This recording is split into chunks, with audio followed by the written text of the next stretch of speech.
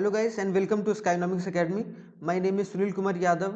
और जैसा कि आप स्क्रीन पर देख पा रहे हैं, आज हम लोग ह्यूमन कैपिटल फॉर्मेशन को बहुत अच्छे तरीके से पढ़ेंगे कि ह्यूमन कैपिटल को कैसे फॉर्म किया जाता है। क्या ह्यूमन कैपिटल को, जो कि 12th के सीबीएसई के लिए मोस्ट इंपॉर्टेंट चैप्टर है अगर आप इंडियन इकोनॉमी के बारे में बात करें, जो हमारा इकोनॉमिक्स का पार्ट है। क्योंकि दो पार्ट है, एक है मैक्रो और एक है हमारा इंडियन इकोनॉमी। ठीक है, इंडियन इकोनॉमी। तो ये 40 मार्क्स का यहाँ से आ रहा है कि नहीं, 40 मार्क्स का यहाँ से आ रहा है और 40 मार्क्स का मैक्रो से आ रहा है कि नहीं। तो हम लोगों का जो टारगेट रहेगा अभी फिलहाल इस वाले वीडियो में, वो ह्यूमन कैपिटल को पूरा कंप्लीट एक टोन में, मतलब एक तरीके से एक ही वीडियो में पूरा ह्यूमन कैपिटल का आप लोगों को वीडियो प्रोवाइड होगा और बहुत अच्छे तरीके से जो सीबीएसई के पैटर्न पर जो भी सिलेबस टाइप में है उसको सारे को कवर किया जाएगा।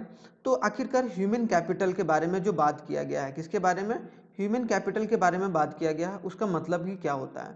तो ह्यूमन कैपिटल फॉर्मेशन क्या होता है, तीन तरीके से क्रिएट होता है। एक तरीके से बोला जाए स्किल, पीपल और रूल। अगर मान लो कि कोई इंसान है, अगर एक इंसान को अगर मुझे पूंजी बनाना है, कैपिटल बनाना है, कैपिटल बनाने का मतलब है कि उसे ऐसा लाइक बनाना है ताकि वो कंट्री के डेवलपमेंट में काम आए। तो उसके लिए जो मेन फोकस रहता है हमारा, वो क्या रहता है कि उस इंसान को क्या करो, अच्छे तरीके से स्किल प्रोवाइड करा दो, उस पीपल को अच्छे तरीके से वो फैसिलिटी प्रोवाइड करो और उसको एक तरीके से रोल दे दो। ठीक है, तो ये चीज़ हम लोग बहुत अच्छे तरीके से पढ़ेंगे।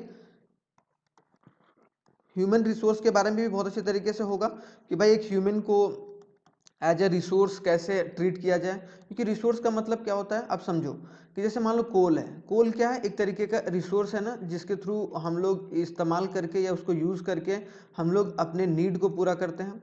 तो उस नीड को पूरा करने के लिए एक तरीके से रिसोर्स का काम बहुत ही इंपॉर्टेंट हो जाता है। तो हम लोग आज 12th सीबीएसई वाले इकोनॉमिक्स वाले चैप्टर जो ह्यूमन कैपिटल फॉर्मेशन है उसको बहुत अच्छे तरीके से पढ़ने जा रहे हैं। तो आप लोग इसी तरीके से बनाए रखिएगा, ठीक है। और इसी तरीके से हम लोग पूरा अच्छे तरीके से कंप्लीट करेंगे ताकि सारी चीज़ों को एक एक कर हम लोग समझ पाएँ। तो चलिए चलते हैं पहले स्लाइड पर, देखते हैं आखिरकार क्या है। तो यहाँ पर देखो, सबसे पहले ह्यूमन रिसोर्स के बारे में बात किया गया है कि एक इंसान जो है वो रिसोर्स के रूप में कैसे ट्रीट हो। तो यहाँ पर बोला जा रहा है, अब रिसोर्स का मतलब होता है कि कोई ऐसा चीज़, अगर ह्यूमन को, अगर मेरे को रिसोर्स में कन्वर्ट करना है, तो इसका मतलब क्या होता है, human resource refers to the ability, skill and expertise. मतलब स्किल दे दो उसे, मतलब स्किल प्रोवाइड कर दो और साथ ही साथ उसे एक्सपर्टीज प्रोवाइड करा दो।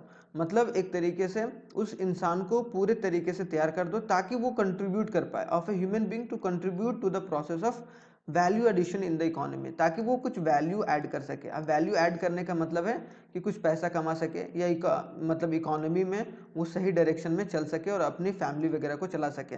ठीक है, तो ये हमारा क्या हो गया, ह्यूमन रिसोर्स हो गया। ठीक है, अगर हम लोग स्किल और एक्सपर्टीज प्रोवाइड कर देते हैं, उससे क्या होता है, वैल्यू ऐड करता है वो इकोनॉमी में। अब जो सेकंड है हमारा स्किल और एक्सपर्टीज, वो क्या, को डिटर्मिनेंट्स ऑफ ग्रोथ है। अगर स्किल और एक्सपर्टीज किसी भी पर्सन को अगर दिया जाता है, तो उससे कहीं ना कहीं क्या कि वो इंसान एक अच्छा इंसान बन पाता है और वो अपने पैर पर खड़ा हो पाता है। ठीक है, जैसे example, a farmer has the ability to grow a food and an agriculture scientist has the ability to give a HYV seeds. HYV का full form high yielding variety of seeds. जैसे फार्मर है, farmer के पास क्या ability है कि वो food को ग्रो करेगा, लेकिन एक साइंटिस्ट है जो एग्रीकल्चर साइंटिस्ट, उसके पास क्या एबिलिटी है, उसके पास क्या स्किल है, क्या एक्सपर्टीज है कि वो एचवाईवी जो सीड्स है वो बना सके, अच्छा वैरायटी ऑफ सीड्स बना सके ताकि वो फार्मर के इस्तेमाल में आ सके। तो हर एक इंसान जो है वो रिसोर्स के रूप में आ सकता है जब वो अपने फील्ड में एक्सपर्टीज हो जाए। एक्सपर्टीज का मतलब क्या, कि वो अपने फील्ड में माहिर हो जाए। ठीक है, जैसे doctor has ability to cure a patient, doctor के पास क्या है कि वो क्योर कर सकता है पेशेंट को, लेकिन फार्मासिस्ट क्या है कि वो प्रिपेयर कर सकता है मेडिसिन को जो भी डॉक्टर ने प्रिस्क्राइब करा है। तो ये सब क्या है, एक तरीके से स्किल भी है और एक्सपर्टीज भी है। तो ये ह्यूमन रिसोर्स है। तो अब ह्यूमन रिसोर्स को ह्यूमन कैपिटल में कैसे फॉर्म किया जाए, वो हमारा सेकेंड टॉपिक है। तो यहाँ पर ह्यूमन कैपिटल फॉर्मेशन, जो human capital refers to the stock of expertise and skill of a nation at a point of time, कि एक पॉइंट ऑफ टाइम में कितना कितना एक्सपर्टीज है और कितना स्किल है हमारे ह्यूमन में, तो वो ह्यूमन कैपिटल हो जाता है हमारा। ठीक है, at a point of time. लेकिन human capital is a stock concept, ये स्टॉक कॉन्सेप्ट है। तो human capital formation is a flow concept. Human जो कैपिटल है वो है हमारा स्टॉक कॉन्सेप्ट। स्टॉक मतलब होता है कि जिसको हम लोग पॉइंट ऑफ टाइम में डिनोट कर सकते हैं। पॉइंट ऑफ टाइम, जैसे मैंने बोला कि भाई आज हमारे देश में कितने लोगों के पास स्किल है, क्या क्या स्किल है, कितना एक्सपर्टीज है, ठीक है, तो वो क्या हो गया, स्टॉक कॉन्सेप्ट। लेकिन वही अगर ह्यूमन कैपिटल फॉर्मेशन है तो उसमें प्रोसेस होता है, इसीलिए इसको हम लोग क्या बोलते हैं, फ्लो कॉन्सेप्ट। तो याद रखना, एक डिफरेंस भी पता चल गया कि फ्लो कॉन्सेप्ट क्या होता है, ह्यूमन कैपिटल फॉर्मेशन, कि एक इंसान को अगर कैपिटल में फॉर्म करना है, पूंजी में बदलना है, तो हम उसके लिए एक प्रोसेस होता है, एक समय लगता है, तो इसीलिए वो ड्यूरेशन ऑफ द समय होना चाहिए, तो इसीलिए पीरियड ऑफ टाइम, इसीलिए फ्लो कॉन्सेप्ट है। यहाँ पीरियड ऑफ टाइम में इसको हम लोग डिनोट करते हैं। तो आई होप सो ये चीज़ आप लोगों का कंप्लीट होगा कि ह्यूमन कैपिटल फॉर्मेशन और ह्यूमन कैपिटल के बीच में थोड़ा सा डिफरेंस क्या है। क्लियर? अब चलिए नेक्स्ट स्लाइड पे चलते हैं फटाफट। अब नेक्स्ट स्लाइड में क्या दिया गया है भाई, ह्यूमन डेवलपमेंट। अब ह्यूमन कैपिटल भी पढ़ लिए, थोड़ा सा अभी सोर्स पढ़ेंगे कि ह्यूमन कैपिटल का सोर्स क्या है, फिर ह्यूमन कैपिटल फॉर्मेशन। अब लेकिन ह्यूमन कैपिटल फॉर्मेशन के बाद ह्यूमन की डेवलपमेंट भी तो होनी चाहिए, है कि नहीं? तो both human capital and human development are related to the ability of skill and expertise of the human being. हर एक इंसान की एबिलिटी और स्किल्स के से रिलेट करता है। ह्यूमन कैपिटल जैसा कि अभी बताएं, ये क्या है, एक एंड मीन्स है। एक ह्यूमन कैपिटल तभी बनेगा जब वो इंसान सही तरीके से डेवलप कर पाएगा। अगर मान लो कोई मेडिसिन है, अगर उसको डेवलप करेंगे तब तो वो एक तरीके से डेवलपमेंट कहलाएगा ना। तो उसी तरीके से एक इंसान है, एक इंसान को पहले पूंजी बनाओ, अच्छा एजुकेशन दो, अच्छा हेल्थ दो, जैसा कि यहाँ पर दिया गया है, ठीक है। जैसे सोर्स ऑफ ह्यूमन कैपिटल, कि ह्यूमन कैपिटल एंड गोल है, ठीक है, ये एंड गोल है। लेकिन जो ह्यूमन डेवलपमेंट है वो on the other hand is an and result. ये क्या है, ये एंड का समय है, ये एंड रिजल्ट है कि रिजल्ट क्या देता है। एक ह्यूमन कैपिटल को अच्छा एजुकेशन दिए, अच्छा हेल्थ दिए, अब वो अच्छा अगर मान लो कि डॉक्टर बन गया, इंजीनियर बन गया, तो वो हमारे लिए क्या है, एक अच्छा डेवलपमेंट किया, मतलब एक ह्यूमन डेवलप होकर एक अच्छा काम कर रहा है, सोसाइटी के लिए कंट्रीब्यूट कर रहा है। लेकिन एक ह्यूमन कैपिटल क्या, ह्यूमन कैपिटल बाद में पता चलता है, हो सकता है वो क्या चोर बन जाए, उचक्का बन जाए, तो उसके बारे में हम लोगों को समझ के चलना है। तो ह्यूमन कैपिटल के सोर्स क्या क्या है भाई, कि एक इंसान को अगर ह्यूमन कैपिटल बनाना है तो ह्यूमन कैपिटल बनाने के लिए हम लोगों को ये 5 चीज़ें प्रोवाइड करनी होंगी। अब ये 5 चीज़ें क्या क्या हैं, पहला है कि एक्सपेंडिचर ऑन द एजुकेशन, कि एजुकेशन पर आप खर्चा करो। आप एजुकेशन सही तरीके से दो तो वो इंसान क्या होगा, पूंजी में बदलेगा। अब पूंजी में बदलेगा तो आपको क्या, वो वैल्यू ऐड देगा, और वैल्यू एडिशन करेगा तो वो क्या हो जाएगा, वो इंसान क्या कहलाएगा कि ह्यूमन डेवलप हो गया, मतलब ह्यूमन डेवलपमेंट में आ जाएगा। ठीक है, समझ में आ रहा है। हेल्थ दो, अच्छा एक्सपेंडिचर ऑन हेल्थ, मतलब खर्चा करो हेल्थ पर। On the job training, job अगर किसी को आप दे रहे हो तो उसको ट्रेन करने में थोड़ा बहुत खर्चा करो, तो वो सब सारा अभी हम लोग डिटेल में पढ़ेंगे। फिर study programme for the adult, कि जो भी एडल्ट हैं जो हायर एजुकेशन करना चाहते हैं, हायर पढ़ाई करना चाहते हैं, उनके लिए एक्सपेंडिचर करो, खर्चा करो। और फिर एक्सपेंडिचर ऑन इन्फॉर्मेशन, इन्फॉर्मेशन मतलब जो भी इन्फॉर्मेशन अवेलेबल है, चाहे वो एडवर्टीजमेंट के थ्रू सही इन्फॉर्मेशन प्रोवाइड किया जाए, ताकि वो सही तरीके से उस इन्फॉर्मेशन का इस्तेमाल करके वो आगे अपनी लाइफ को और डेवलप कर सकता है। मतलब वो ह्यूमन कैपिटल जो बनाने का हम लोग सोच रहे हैं उसको हम लोग डेवलप कर सकें, ताकि वो वैल्यू को ऐड कर सके इकोनॉमी में। ठीक है, आई होप सो ये चीज़ कंप्लीट होगा, ये बहुत इंपॉर्टेंट है। ठीक है, सोर्स ऑफ ह्यूमन कैपिटल। तो अब हम लोग एक एक करके डिटेल में थोड़ा सा पढ़ते हैं। ठीक है, उसके पहले थोड़ा सा हम लोग ये जान लेते हैं कि भाई हम लोग जान लेते हैं ये कि फिजिकल कैपिटल और ह्यूमन कैपिटल के बीच में डिफरेंस क्या है। अगर फिजिकल कैपिटल और ह्यूमन कैपिटल के बीच में बेसिक डिफरेंस देखना है तो हम लोगों को इतना तो याद करना ही पड़ेगा, ये मोस्ट इंपॉर्टेंट है। अगर आप लोग पूरे अच्छे तरीके से देख के चलोगे तो फिजिकल कैपिटल क्या है, ये क्या है, इट इज़ अ टेंजिबल, उसको छू सकते हैं। जैसे मान लो ट्रैक्टर है, एक ट्रैक्टर है, तो वो ट्रैक्टर क्या कर रहा है, एक तरीके से कैपिटल के रूप में काम कर रहा है ना, पूंजी के रूप में। क्यों? क्योंकि वो तुम्हें पैसा कमा के दे रहा है, वो पैसा कमा के दे रहा है, तो इसका मतलब वो फिजिकल, मतलब टेंजिबल का मतलब होता है वैसा चीज जिसे हम लोग टच कर सकते हैं। तो हम लोग हमेशा फिजिकल कैपिटल को टच किया जा सकता है। लेकिन ह्यूमन कैपिटल, एक इंसान कितना अच्छा इंसान है, वो पूंजी में बदला है कि नहीं बदला है, उसका वो किस तरीके से वो पैसा कमा रहा है, वो इनटेंजिबल है, उसको छुआ नहीं जा सकता है। Clear? It is separate from its owners, ये सेपरेट रहता है। जैसे किसी ने ट्रैक्टर लिया है तो फार्मर है, मान लो ये फार्मर है, ठीक है। अब ये फार्मर हो सकता है कि ये फार्मर ह्यूमन कैपिटल हो, ठीक है, ह्यूमन कैपिटल हो, लेकिन ये ट्रैक्टर जो है वो क्या हो गया, फिजिकल कैपिटल। ट्रैक्टर क्या हो गया, फिजिकल कैपिटल। ठीक है, यहाँ पर आप लोगों को पूरा क्लियर होगा। ठीक है, तो अगर इस फार्मर के पास ट्रैक्टर है तो ट्रैक्टर फिजिकल कैपिटल हो गया, और जो फार्मर हो गया वो ह्यूमन कैपिटल, जो या फिर ड्राइवर उसका ट्रैक्टर जो चला रहा है। तो it is separate from the owner, जो ओनर से सेपरेट रहता है फिजिकल कैपिटल। लेकिन ये सेपरेट नहीं रहता है। एक इंसान इंसान से जुड़ी चीज़ें कभी सेपरेट नहीं हो सकती हैं। जैसे एक इंसान जो है वो ह्यूमन कैपिटल है, तो इसका मतलब उससे वो जुड़ा हुआ है, उस सेपरेट नहीं है, ठीक है। It is perfectly mobile between the countries, ये एक कंट्री से दूसरे कंट्री में आराम से ट्रांसफर कर सकते हैं। मान लो कि कहीं कार बन रहा है, तो कार अब मान लो कि आ रहा है अमेरिका से इंडिया, या इंडिया से अमेरिका जा रहा है, ठीक है, इंडिया से अमेरिका जा रहा है, तो वो सब क्या हो गया, एक तरीके से हम लोग क्या बोलेंगे उसको, कि वो हो गया कि हमारा एक तरीके से फिजिकल कैपिटल, क्योंकि वो मोबाइल है। मोबाइल मतलब होता है मूवमेंट, कि मूवमेंट किस तरीके से किया जाए, तो मूवमेंट बहुत जरूरी है कोई भी कंट्री के रेस्पेक्टिव में अगर देखा जाए। It's mobility is restricted by the nationality and culture, ये क्या रहता है, सब लोग मूव नहीं कर पाता है कि नहीं। ह्यूमन कैपिटल अगर मान लो लेबर है, अब लेबर हमारा कोई ट्रेंड लेबर है, ठीक है, अब हमको उसको मूव करना है इंडिया से अमेरिका, तो हम लोग उसको एक लिमिटेड वे में कर सकते हैं। ऐसा नहीं कि पूरा हम लोग लेबर इंडिया से अमेरिका भेज देंगे या अमेरिका से पूरा लेबर इंडिया आ जाएगा, क्योंकि कल्चर अलग अलग होते हैं, लैंग्वेज अलग अलग होते हैं, नेशनैलिटी अलग अलग होता है, इस वजह से। It depreciated over a time, ये क्या होता है, डिप्रिशिएट करता है। डिप्रिशिएट का मतलब होता है कि इसका वैल्यू जो होता है वो कम हो जाता है। जैसे ट्रैक्टर, ये गाड़ी लिया, कार लियो, तो कार का वैल्यू आज अगर 10 लाख रुपए होगा, तो अब जाके 5 साल के बाद, 5 ईयर्स के बाद उसका जो वैल्यू होगा वो कहीं ना कहीं क्या हो जाएगा, कम हो जाएगा। मान लो कि 5 लाख हो गया, 6 लाख हो गया, क्योंकि वो बिकेगा तो 5-6 लाख में बिकेगा, ठीक है। तो आई होप सो ये चीज़ कंप्लीट होगा आपका, कि ये डिप्रिशिएटेड है, लेकिन ये डिप्रिशिएटेड नहीं होता, ये धीरे धीरे बढ़ता जाता है। मतलब एक तरीके से बोला जाए, अगर कोई ह्यूमन कैपिटल में इन्वेस्ट करता है तो वो एक इंसान और भी, उसका दिमाग तेज होता है, ह्यूमन माइंड तेज होता है, माइंड और बढ़ेगा तो और अच्छे तरीके से इन्वेस्टमेंट होगा। तो एजुकेशन और हेल्थ पर अगर सही तरीके से इन्वेस्ट करें तो ह्यूमन कैपिटल बढ़ते ही जाता है, वो कम नहीं होता है। Clear. It creates only a private benefit, ये क्या करता है, प्राइवेट बेनिफिट ही पहुंचा सकता है, ठीक है। अब जैसे देखा जाए कि ये ट्रैक्टर लिया कोई, अब ट्रैक्टर ले रहा है तो वो किसी के खेत में वो काम करेगा, काम करके वो जो ओनर रहेगा फार्मर, उसको वो बेनिफिट पहुंचा सकता है, ठीक है। कंट्री के लिए बेनिफिट पहुंचाता है, लेकिन ज़्यादातर वो किसको, प्राइवेट आदमी को। लेकिन it creates a private benefit as well as a social benefit. लेकिन जो एक इंसान को अगर कैपिटल में बदल दें तो वो अपना प्रॉफिट तो होता ही उसको, साथ ही साथ उसको क्या होता है, सोशल, मतलब समाज में भी वो अच्छा इंसान बनकर आता है। तो I hope so physical capital और ह्यूमन कैपिटल में आप लोगों को कोई दिक्कत नहीं होगा, ये एक इंपॉर्टेंट कॉन्सेप्ट है आप लोगों के पास, ठीक है।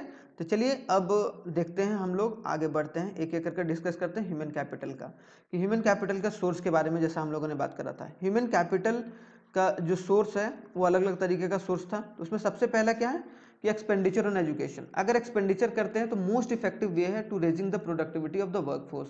अगर एक इंसान को आप एजुकेट कर देते हो, उसको अच्छा सही गलत, मतलब राइट क्या है रॉन्ग क्या है उसके बारे में आप बता देते हो, इसका मतलब क्या है, आप उसको क्या बना रहे हो, प्रोडक्टिव बना रहे हो उसको।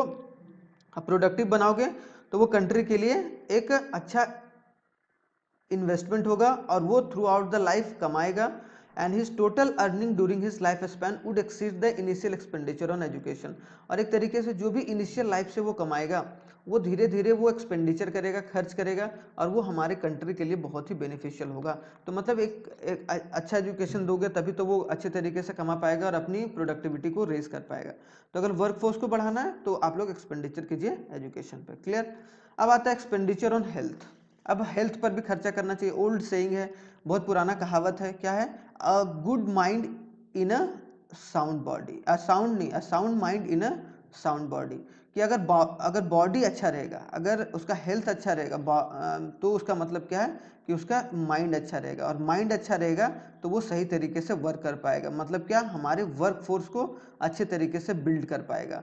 अब वर्क फोर्स जितना अच्छा तगड़ा होगा उतना कंट्री हमारा ग्रो करेगा, क्योंकि उतना ज़्यादा हमारे लोग काम कर रहे हैं। तो मतलब क्या करेगा, वो वैल्यू ऐड करेगा, और वैल्यू ऐड करने के साथ साथ वैल्यू को बढ़ाएगा भी। He adds more to the GDP, और जो जीडीपी में है, हमारा जो नेशनल इनकम में है, वो और भी इंक्रीमेंट होगा। क्लियर। तो आई होप सो एक्सपेंडिचर, ये दोनों तो इंपॉर्टेंट है भाई, बहुत इंपॉर्टेंट है। कोई पूछेगा कि एक ह्यूमन को कैपिटल में कैसे बदला जाए, तो उसको दो चीज़ कम से कम तो प्रोवाइड करा ही दो, एक एजुकेशन और एक हेल्थ, ठीक है। अब ऑन द जॉब ट्रेनिंग, अब किसी बंदे का अगर जॉब लगता है, ठीक है, तो अगर on the job training helps the workers and to sharpen their specialised skills. अब जैसे मान लो कि कोई अगर जॉब ले रहा है, मतलब मान लो कि अगर मान लो कि टेक्नीशियन का काम कर रहा है, ठीक है, टेक्नीशियन का काम कर रहा है।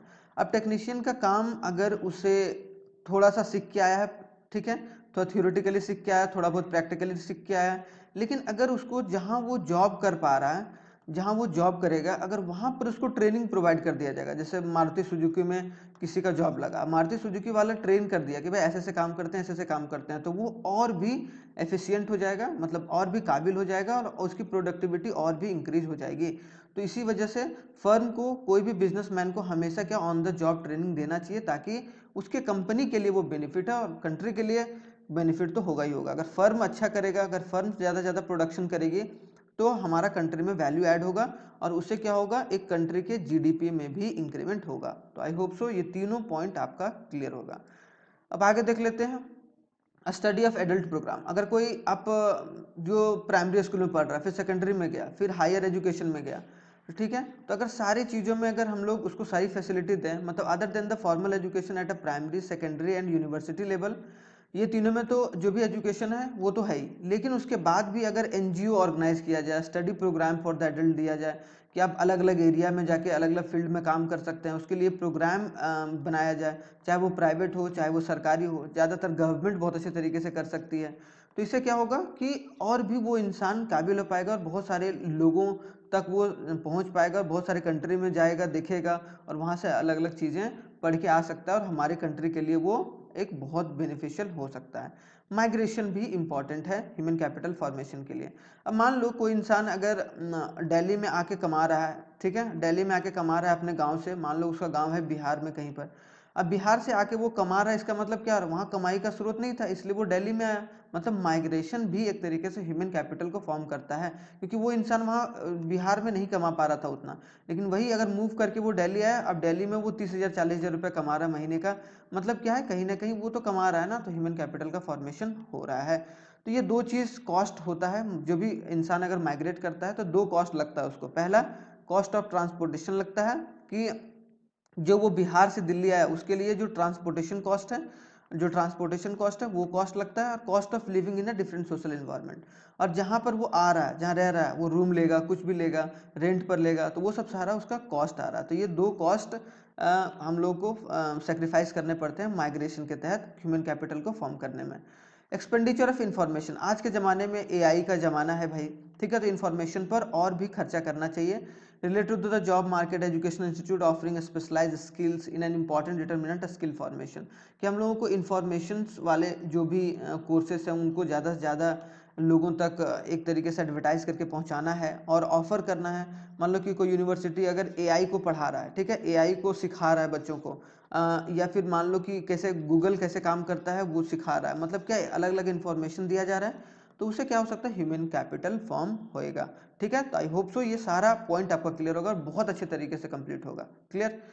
अब आते हैं हमारा क्या है नेक्स्ट टॉपिक, जो कि बहुत अच्छा टॉपिक है, सिग्निफिकेंस। सिग्निफिकेंस का मतलब होता है इंपॉर्टेंस, कि इंपॉर्टेंस कैसे बढ़ाया जाए। अब इंपॉर्टेंस बढ़ने का बहुत ही अच्छा तरीका है कि कोई भी इंसान को अगर उसके इंपॉर्टेंस का पता चल जाए तो वो बहुत अच्छी बात है। तो उसी तरीके से ह्यूमन कैपिटल फॉर्मेशन की, अगर कोई देश में, अगर कोई कंट्री में ह्यूमन कैपिटल फॉर्म होता है तो वो किसी भी देश के लिए अच्छा क्यों होता है।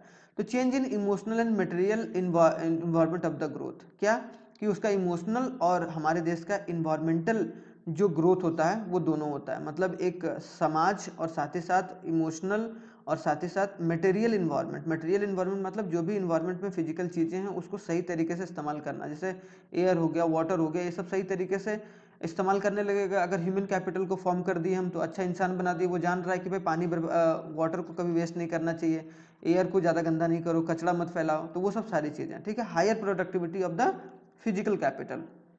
और अगर ह्यूमन कैपिटल आप ज़्यादा बना दोगे, ठीक है, आप ह्यूमन कैपिटल आप बहुत अच्छे तरीके से काम कर रहे हो, फॉर्म कर दिए, तो उससे क्या होगा कि ज़्यादा से ज़्यादा सामान बनेगा, गुड्स एंड गुड्स बनेंगे।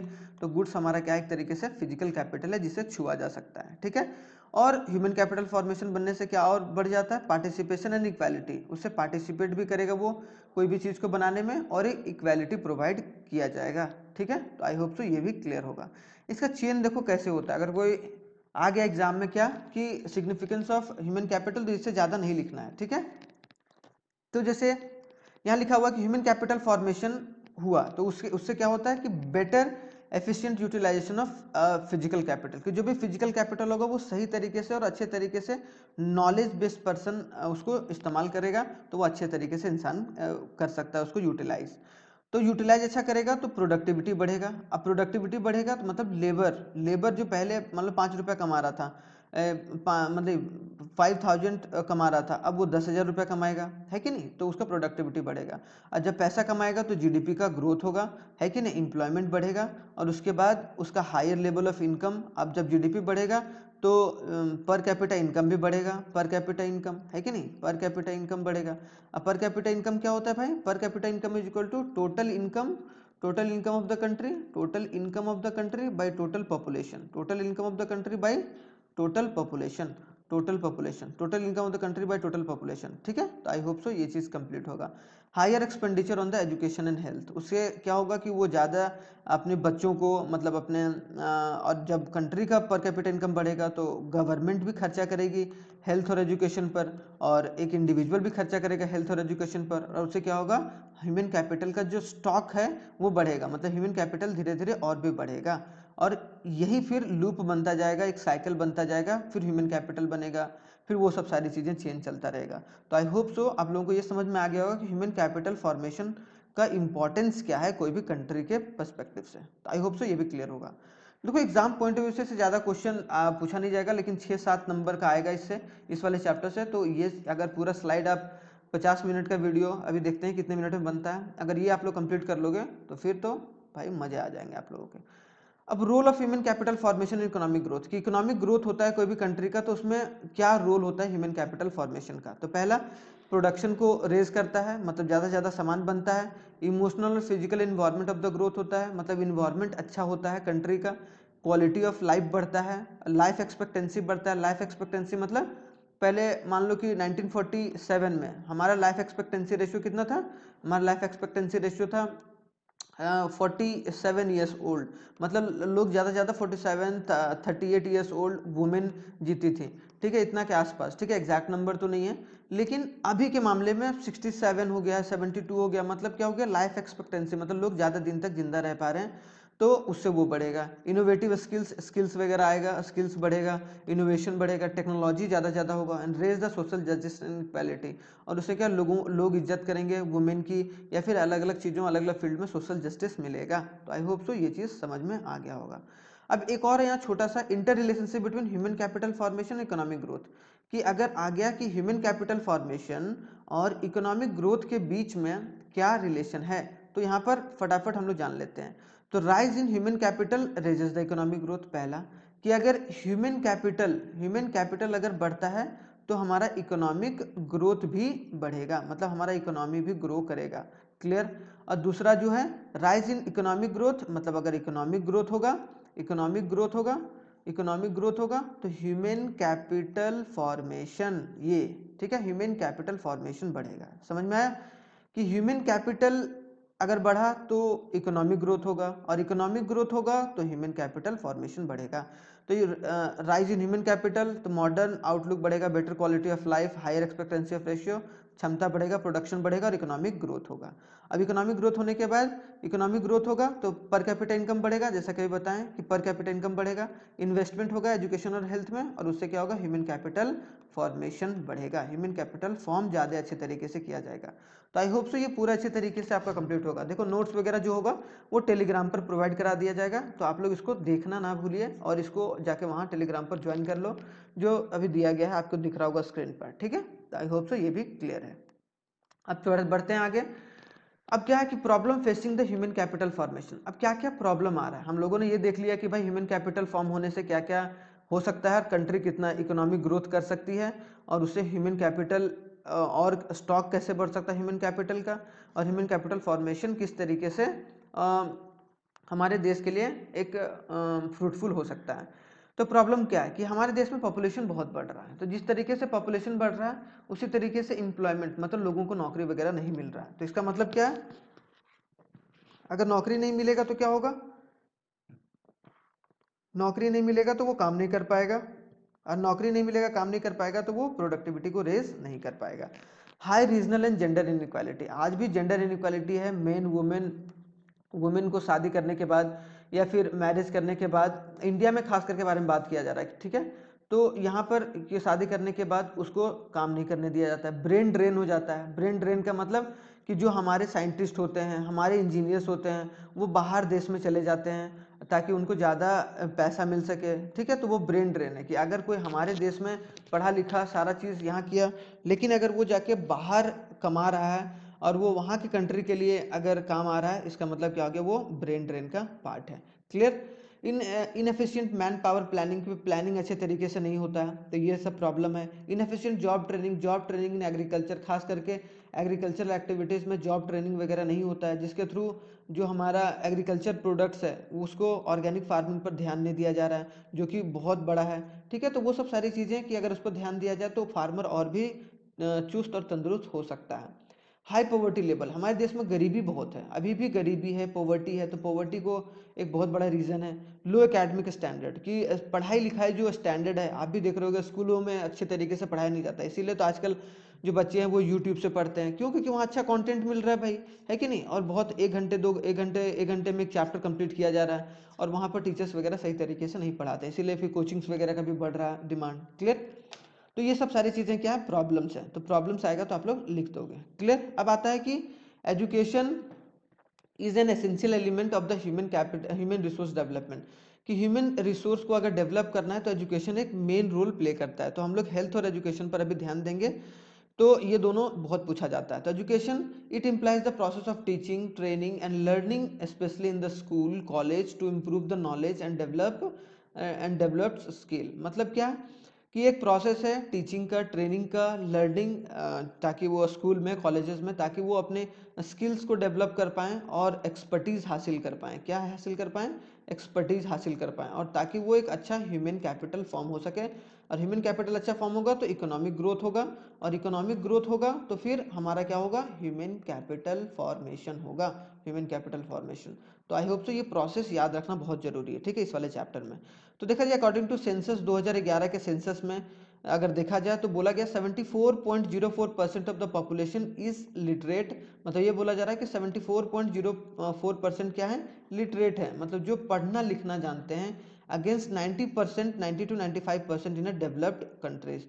कि डेवलप्ड जो कंट्रीज हैं, जैसे साउथ कोरिया हो गया, अमेरिका हो गया, जापान हो गया, ठीक है, यहाँ पर जापान हो गया, ये सब सारे कंट्री में कौन है, बहुत 90 से 95% लोग क्या है, लिटरेट हैं। हमारे कंट्री में 2-4 स्टेट होंगे जो इतने लेवल तक हैं, ठीक है। तो आई होप सो एजुकेशन के बारे में थोड़ा सा आपको क्लियर होगा। अब आगे थोड़ा सा पढ़ते हैं कि importance and objective of education, कि उसका इम्पोर्टेंस और उसका ऑब्जेक्टिव क्या है, क्यों इतना इम्पोर्टेंट हो जाता है एजुकेशन को बढ़ाना, ताकि वो हमारे कंट्री के लिए एक रीढ़ का हड्डी साबित हो और एक ह्यूमन कैपिटल को फॉर्म करने के लिए। Clear.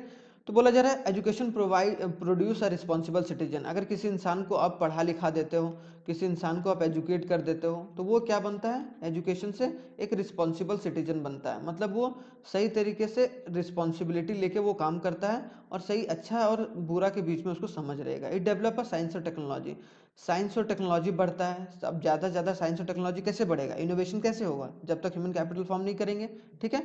Natural and human resource of all region of the country, ये क्या करता है, फैसिलिटेट करता है, ताकि वो नेचुरल रिसोर्स जो भी है, नेचुरल रिसोर्स जैसे कि कोल हो गया, ऑयल हो गया, ये सब सारा अच्छे तरीके से इस्तेमाल करे। अब ऑयल का रिप्लेसमेंट आ गया इलेक्ट्रॉनिक व्हीकल्स, तो ये किसका देन है, ये साइंस और टेक्नोलॉजी का देन है। तो साइंस और टेक भी बहुत ही इंपॉर्टेंट है, ठीक है।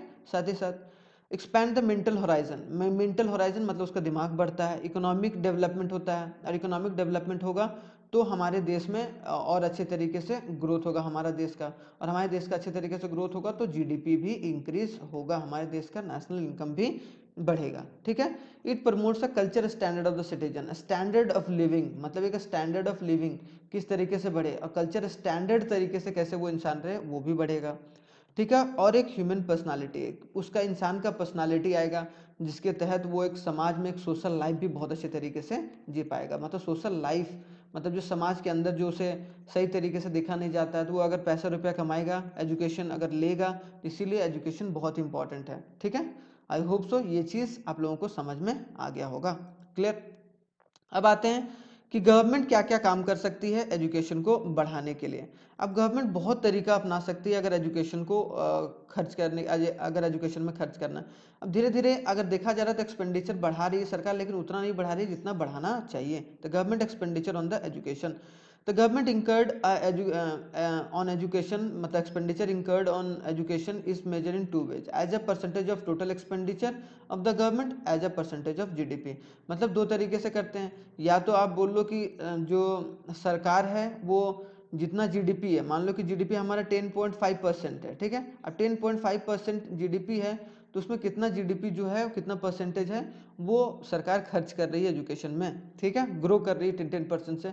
तो अगर 2%, 4%, कितना परसेंट वो दे रही है, खर्चा कर रही है सरकार। या मान लो सरकार के पास 1,00,000 करोड़ है, 1,00,000 करोड़ है, तो 1,00,000 करोड़ में वो कितना रुपया खर्च कर रही है, उसका कितना परसेंट, 10% कर रही है, 20% कर रही है, तो वो सब सारा। तो अगर देखा जाए एजुकेशन कमीशन बनाया गया था 1964 और 1966 में, जिन्होंने रिकमेंड करा था कि अगर आप लोगों को एजुकेशन को अचीव करना है, एजुकेशन को बढ़ाना है, तो कम से कम 6% of the GDP on education, मतलब जीडीपी का जो भी आप पैसा खर्च कर रहे हो उसका 6% आप लोगों को खर्चा करना पड़ेगा एजुकेशन पर, तभी एजुकेशन का लेवल जो है हमारे देश में बढ़ सकता है, ठीक है। तो ये इन्होंने बोला, जो कि लागू कुछ हद तक किया गया लेकिन उतने लागू नहीं किया गया था, ठीक है, जो कि याद रखना है आप लोगों को। 1999 में, ये इंपॉर्टेंट है, कि तपस मजुमदार कमेटी बनाया गया था, जिन्होंने बोला था कि गवर्नमेंट वुड नीड टू इंकर, कि गवर्नमेंट को 1.37 lakh crore over a period of 10 years, कि 10 साल में सरकार को, मतलब 1998 से 1999 से लेकर 2006 और 7 के बीच में, मतलब 10 साल में, 10 ईयर्स में सरकार को एक तरीके से इतना खर्च करना चाहिए, ठीक है। और ज़्यादातर to bring all the children of the age group of 6 to 14 years under education cover, ताकि 6 से लेकर 14 साल तक एक तरीके से जड़ मजबूत करो, रूट मजबूत करो। अगर रूट मजबूत हो जाएगा तो वो फिर, अगर वहाँ मजबूत हो जाएगा तो आने वाला जो जनरेशन होगा वो और भी अपने बच्चों को पढ़ा पाएगा, क्योंकि वो खुद ही अपना ह्यूमन कैपिटल फॉर्म हुआ पड़ेगा। तो जो पढ़ा लिखा इंसान रहता है वो अपने बच्चों को जरूर पढ़ाता है, ठीक है। तो इन रिसेंट ईयर अगर देखा जाए तो Indian government has spending over 44% of the GDP, कि 6% बोला गया था यहाँ पर,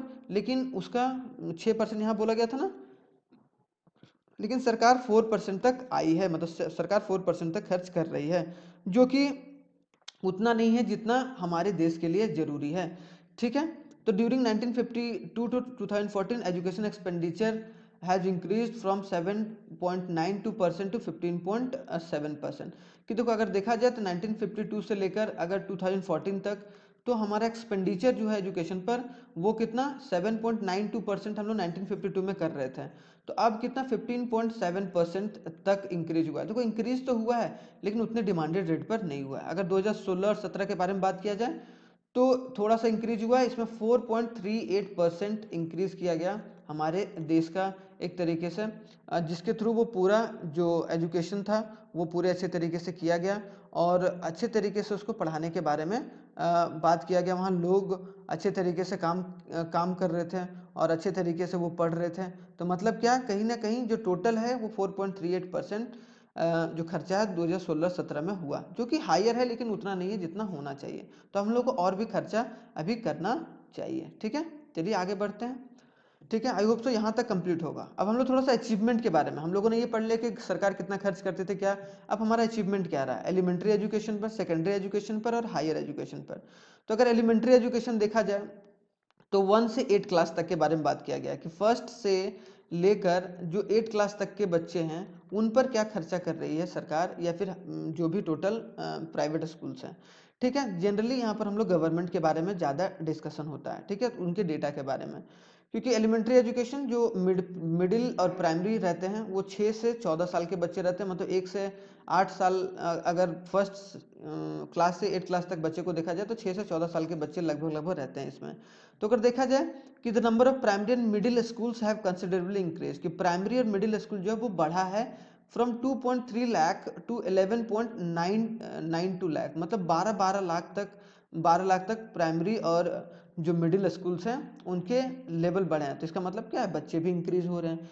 nearly 97% of the children of age group 6 to 14 years has been receiving educating in the school, मतलब 6 से 14 साल तक बच्चे का, जो कि तपस मजुमदार कमेटी ने बोला था, तो करीबन करीबन 97% को हम लोगों ने ले आए हैं हम लोग उस वाले प्रोग्राम में, ठीक है, जो कि सर्व शिक्षा अभियान जो लाया गया है, और खास करके mid day meal scheme, district primary education programme, right to education, ये सब सारे प्रोग्राम्स हैं जिसके थ्रू एलिमेंट्री एजुकेशन को, या फिर बोला जाए जो 6 से लेकर 14 साल तक के बच्चे हैं वो अच्छे तरीके से काम कर पाए हैं, अच्छे तरीके से मतलब पढ़ पाए हैं। क्लियर? तो आई होप सो ये क्लियर होगा। अब आते हैं थोड़ा सा हम लोग की भाई सेकेंडरी एजुकेशन में क्या किया गया और सीनियर एजुकेशन में। तो as per the survey the number of secondary and the senior schools rose from 2.12 lakh and the number of student getting at this level rises up to 482 lakh, मतलब 482 लाख बच्चे तक पहुंच गया है हमारा लेवल। और जो स्कूल्स हैं वो 2.12 lakh number of secondary school, और जो सीनियर सेकेंडरी स्कूल्स जो कि 12th तक है, वो सब सारा जो है मतलब एक बोला जाए कि 12th जो करा रहे हैं वहाँ तक जो बच्चे हैं वो बहुत अच्छे तरीके से पढ़ रहे हैं, लेकिन अभी भी बहुत काम करने की ज़रूरत है। इसमें सेंट्रल लेवल पर अगर देखा जाए तो नवोदय स्कूल है, केंद्रीय विद्यालय है जिसको आप लोग केवी बोलते हो, ठीक है, केवी स्कूल, तो ये वाइटल रोल कर रहा है एजुकेशन को लेवल अप करने में, एक तरीके से देखा जाए 12th लेवल तक, ठीक है। अब हायर एजुकेशन का क्या हाल है भाई? तो as per the survey 665 university are imparting education at higher level of the college generating a general education in 35,829। तो ये पर बोला जा रहा है कि इतना यूनिवर्सिटीज़ वगैरह और इतना कॉलेजेस वगैरह हैं, मतलब इतना यूनिवर्सिटी और इतने कॉलेजेस हैं, जो कि number of student getting higher education is about 130 lakh, ठीक है। अब सोचो तुम्हें कि 482 लाख आप 12th पास करा रहे हो, क्या 12th जो पास कर रहे हैं वो 482 लाख है, लेकिन जो उसको यूनिवर्सिटी लेवल पर जा पाते हैं वो 130 लाख है। इसका मतलब अभी भी हम लोगों को एक्सपेंडिचर करना होगा ताकि हायर एजुकेशन ले सके। अगर हायर एजुकेशन नहीं ले पाएगा तो वो नौकरी कैसे करेगा, एक्सपर्टीज कैसे आएगा, तो ये सब, लेकिन अचीवमेंट है, लेकिन थोड़ा सा और भी मेहनत करनी पड़ेगी हम लोगों को, ठीक है। इसीलिए बोला गया है कि एजुकेशन आज भी हमारे लिए चैलेंज का काम कर रहा है, आज भी हमारे लिए एजुकेशन है वो एक चैलेंज है। तो क्यों चैलेंज बोला जा रहा है इसको? इसलिए कि हम लोग एजुकेशन को और भी बेहतर बना सकते हैं। तो focus on the education is tremendously increasing over a time. देखो इंक्रीज किया गया, ऐसा नहीं है कि इंक्रीज नहीं किया। 1952 में हम लोग जहाँ खड़े थे, आज हम लोग 2022 में हैं, बहुत अच्छे तरीके से हम लोगों ने इंक्रीज करा है। अगर बोला जाए 75 सालों में, अगर 1947 से लेकर देखा जाए, ठीक है, क्योंकि 1951 इसीलिए हम लोग लेते हैं क्योंकि इसी साल क्या होता है 5 ईयर प्लान्स जो स्टार्ट किया गया था 1951 में 1955 तक, ये फर्स्ट 5 ईयर प्लान था। और जो प्लानिंग कमीशन था, जो आज क्या हो गया, नीति आयोग हो गया। प्लानिंग कमीशन जो आज नीति आयोग हो गया 2017 में, ठीक है, नीति आयोग हो गया। तो ये जो इम्प्रूवमेंट हुआ है इसीलिए हम लोग इसको 1951 या 52 से लेते हैं, ठीक है। तो अभी हम लोग को और भी इंकरेज करना होगा। Nearly 96.5% childrens are now school goer, मतलब कि एक तरीके से 96.5% बच्चे जो हैं आज स्कूल जा रहे हैं, मतलब अप टू 8th तक वो पढ़ रहे हैं। तो ये अच्छी बात है, ठीक है। 6 to 14 ईयर्स तक हम लोगों ने बहुत अच्छे तरीके से काम करा है। जो राइट टू एजुकेशन है वो सब सारी चीज़ों को फॉलो करके, सर्व शिक्षा अभियान है, मिड डे मील है, ठीक है। पहले मिड डे मील नहीं था, मतलब लोगों को सरकारी स्कूल में खाना नहीं दिया जाता, लेकिन खाने के बदौलत भी वहाँ से न्यूट्रिशन भी बढ़ रहा है, आंगनवाड़ी हो गया, ये सब सारी चीज़ें कंट्रीब्यूट कर रहा है। लेकिन जो भी हाल फिलहाल में सर्वे हुआ है child rights and you, cry ने किया है, चाइल्ड राइट्स एंड यू ने, तो उसमें ये बताया गया है कि continue to refuse the admission to the children school because of lack of transfer documents, birth certificate and proof of the residence. मतलब आज भी बच्चों को, मान लो कि कोई इंडिया में रह रहा है, ठीक है, अगर उसका बर्थ सर्टिफिकेट नहीं है, अगर मान लो कि वो एक जगह से दूसरा जगह ट्रांसफर हुआ, मतलब मान लो दिल्ली से अगर मुंबई गया किसी गांव में अगर रह रहा है, या फिर गांव में नहीं मतलब शहर में रह रहा है, तो यहाँ से यहाँ एडमिशन भी उन लोगों को नहीं मिलता है। या आपके पेरेंट्स पढ़े लिखे होना चाहिए, ये होना चाहिए, बर्थ सर्टिफिकेट होना चाहिए, डॉक्यूमेंट कभी कभी ट्रांसफ़र नहीं किया जाता है। तो ये सब सारी चीज़ें अभी भी प्रॉब्लम है। तो ये भी एक कोट कर सकते हो जब तुम लोगों के आएगा, और ये केस बेस्ड स्टडीज़ में आएगा तो इसको भी देख सकते हो, ठीक है। In some cases parents of the school going children are compelled to pay. बहुत सारे ऐसे पेरेंट्स हैं जो अपने स्कूल का फीस नहीं दे पाते हैं क्योंकि वो गवर्नमेंट स्कूल में पढ़ाना नहीं चाहते हैं, और अगर प्राइवेट स्कूल में पढ़ाते हैं तो वहाँ की फीस बहुत ज़्यादा है कि नहीं। For instance the point of a serious bottleneck of the education of the country. इसलिए हमारा जो देश है वो एकदम कगार पर है एक तरीके से, अगर उसको थोड़ा सा और नहीं सुधारा जाएगा। जैसे अभी लाया गया न्यू एजुकेशन पॉलिसी। अब न्यू एजुकेशन पॉलिसी देखो लाया तो गया, लेकिन उसको सही तरीके से इंप्लीमेंट अभी तक नहीं किया गया। अरे भाई जल्दी करो, जो भी करना है। आप उसको 5 साल इंप्लीमेंट करने में लगाओगे तो फिर आगे जो 4 जनरेशन है 5 जनरेशन है वो तो निकल लेगा ना। तो ये सब सारी चीज़ों को देख के चलना होगा, ठीक है। तो आई होप सो ये पूरा क्लियर होगा। अब आते हैं कि सम चैलेंजेस क्या है कि लार्ज नंबर ऑफ इलिटरेट्स हैं अभी भी हमारे देश में।